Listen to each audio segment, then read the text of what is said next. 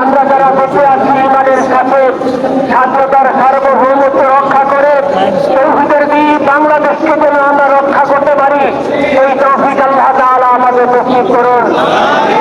সবার কাছে দোয়া চাচ্ছি, আমার মেজো ভাই ওমর ফারুক ৭৭ ওর জন্য আপনারা দোয়া করবেন।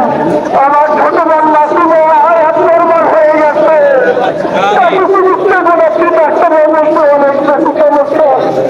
আমাদের পরিবারের জন্য দোয়া করবেন। আমাদের আর কোনো চাওয়া দেওয়া নেই, তুমি বেঁচে থাকো, আমরা ওর জন্য দোয়া করি। আল্লাহ তাআলা জান্নাতের সর্বোচ্চ মাকাম নসিব করুন।